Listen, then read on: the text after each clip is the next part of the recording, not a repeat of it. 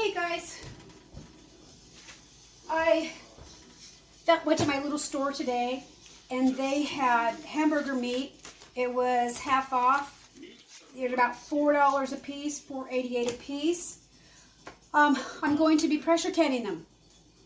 Now, when I do my hamburger, when I can my hamburger, I cook it first. I know there's some people that raw pack their jars. That's a no-no. According to me, you don't do that because, first of all, when you're cooking your raw hamburger, sometimes it gets all those big clumps, and that's what it turns like in your jar if you raw pack it. And when you're pressure canning it, the heat cannot get through that thickness to can it properly. It's just like you're not supposed to can, the big thick things of pumpkin and all that stuff.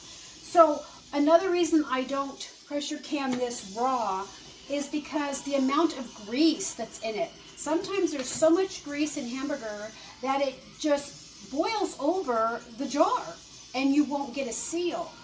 So I'm going to be cooking this, and then I'm going to be putting it in my pint jars and pressure canning it for 75 minutes. Now, it's basically kind of the rule of thumb. 1 pound of hamburger is 1 pint jar. That's kind of like the given, 1 pound, 1 pint. So I'm going to get this, going. You don't need to see me how I cook hamburger. But if you want to use your hamburger for something specific, like taco meat, when you're cooking it, you can add your taco seasoning to it. You can also add onions, bell peppers if you want to make it for like spaghetti and stuff. You can add stuff to it. And also, when I can my hamburger, I drain the fat off of it. Because fat will turn if you have too much fat, it could go rancid in your jars. So I don't want to have any of that in my jar.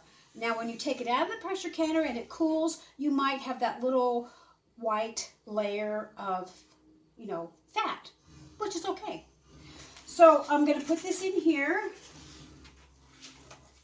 get that going. Like I said, I got this half off at my little store. So I'm not going to be putting any spices in this because I'm going to be using it for so many different things.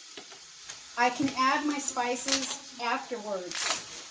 But if you want to do that, you mark on your jar, like, taco seasoning added or, whatever.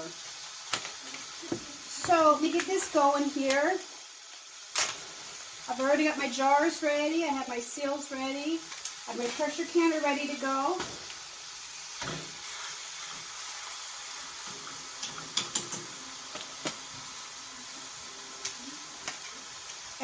And if you know people that pressure can the hamburger raw and it turns out, kudos. You won't see that on my channel.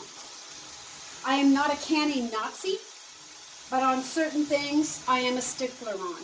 And meat is a big stickler for me. Proper procedures for meat are a big stickler. So I just don't want to do something that could make my family sick. So that's why I choose to cook the hamburger first. Now, a lot of you were saying, well, if you're going to cook the hamburger first, why don't you just cook it, before you want a meal or something? Just put it in the freezer. Well, homesteading is a lot of work. And we work from morning until dark. And I work just as hard as my husband with fencing and chainsaw and cutting wood and stacking and everything else that we do around here. So at the end of our day of work, I can just come in, open up a jar of cooked hamburger meat, open up a jar of my stewed tomatoes, throw it together, and I've got spaghetti. I don't have to take the time to cook it, drain it, all that baloney. It's just a huge time saver. And we have power off all the time up here. Or we have snow to where we can't get out and our power's out for sometimes a week to 10 days, which is fine with me. So it's so much easier. It's more cost efficient. You don't have to run your freezer. It saves you some money that way. The But this is, it's easy way, guys. So if you want to learn to do hamburger, you cook it, you drain it, put it in your jar, put the seal and the ring on, and you pressure can for 75 minutes. That's it. That's really it. People are so afraid of pressure canning. I was too. I was terrified to pressure can the first time, and now I can do it in the dark. I even do it when we have no power. So, like, this is a very busy time of year for us, especially with our garden and stuff, but it has slowed down quite a bit in the last 2 weeks. Our garden is finally done. So it's kind of a slow down time to where I catch up on soups and stews and can them. It's like I'm being forced to can food during the summer, and now I'm canning it when I find a sale at my leisure. So I'm going to get this all cooked up, and I will be back and show you how to load it up. Okay, you see this big clump right here? This is what I'm talking about. If you were to pack the raw hamburger into the jar, it would turn out like this. And the heat cannot get through that thick bundle of beef to can properly. That's why you want to cook your hamburger first. First. So you want your hamburger to be like all loose meat. See all of that? See how that just comes apart? That's how you want it. You don't want it to clump up. So as it cooks, break up those clumps, okay?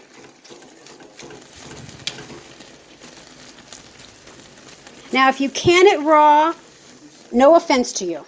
I don't, I'm not singling you guys out. I'm just trying to show the correct way to new people.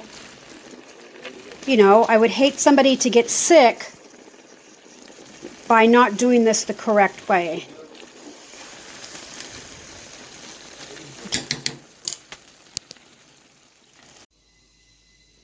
Okay, so the meat is all done.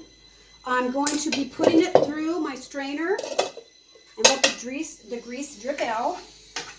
Let's see, what's the best way to do this so it's not so messy. There we go.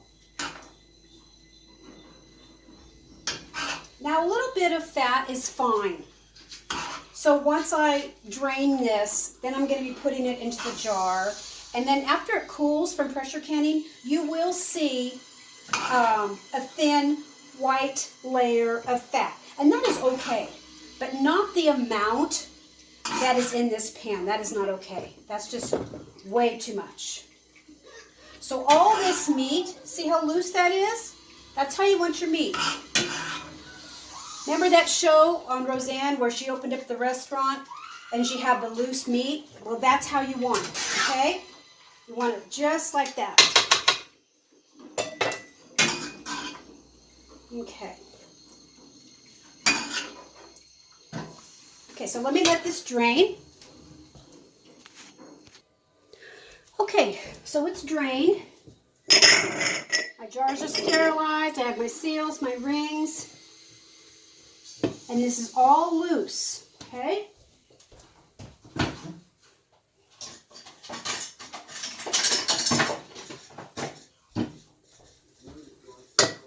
Okay. And you don't want to go over the line. You do want to do the inch. So you put your cooked hamburger in while it's hot. I have my water going, hot and hot.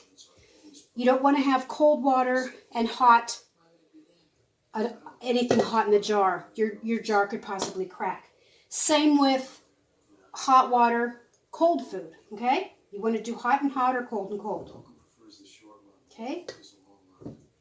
So it's basically, like I said, a pint per pound. Sometimes it's a little more depending on the fat texture that you have in your meat and how much it's been cooked out. See that? I can add a little bit more. So I can come back, if I have more, I can come back and stuff it down. But it's all loose, guys. Okay?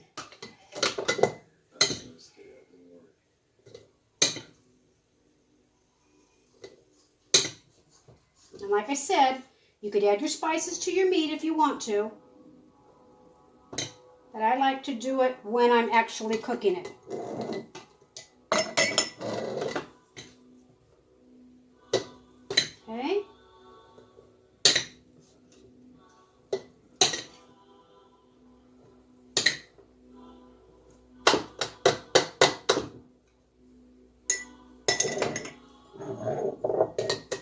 this actually might be 6 pints because this was really good hamburger meat when they marked it down. So there's not a lot of fat content in it, which gives you more meat. Okay. There we go. Yeah, I think I'm going to get maybe 6 pints out of this. Maybe 7 if I'm lucky. How exciting is that, guys? Okay.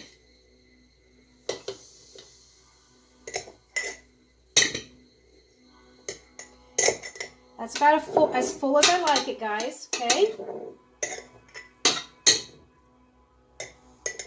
Just like that.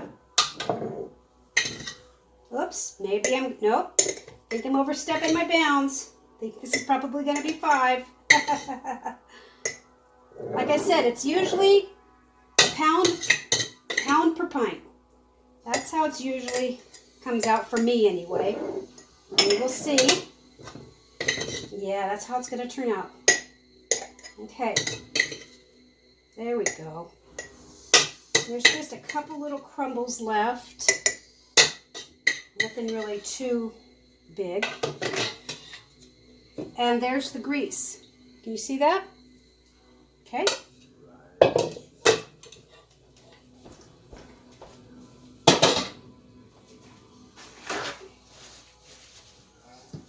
So now you're going to take a towel. You can use water or you can use vinegar, okay? You're going to wipe the rim.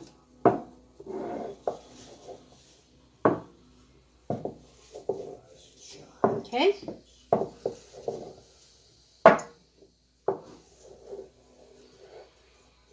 And now, since it's already cooked, there's no liquid in it, you're going to cover it with water. You can use filtered water. You can use beef broth if you want to, but I save my beef broth. So I'm going to be covering this with water.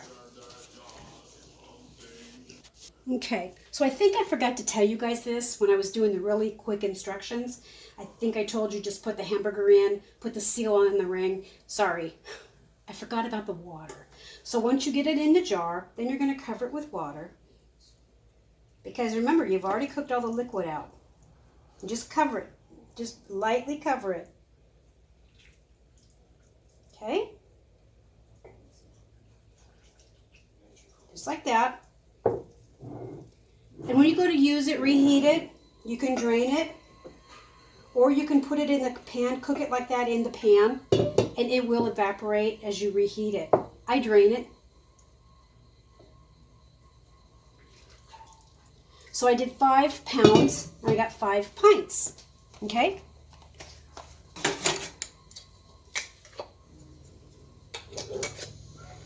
There you go, just like that.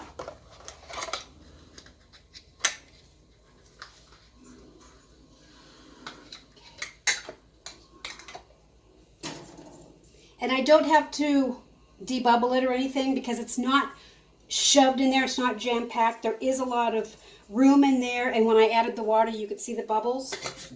If it makes you feel better using a debubbler, let's see here. I'll do it with this. See? If it makes you feel comfortable, go ahead and do it. And if you're new at it, probably get in the habit of doing that, okay? Okay, so now I'm going to put it in my pressure canner for 75 minutes. I will bring you back when I'm all done, guys. Okay, guys. Oh, excuse me. Here's the hamburger, all done. Look at that. Absolutely perfect. See that? Water. So now when this cools off, you might see a thin white layer of fat, of grease. But that's totally fine. That's okay. So it's got the water in it. So all you're going to do, you can either drain it, or when you reheat the meat, you can let the water evaporate when you're cooking. So there you go. 5 pounds, 5 pints. It's still boiling. Look at that. Looks good. Easy peasy.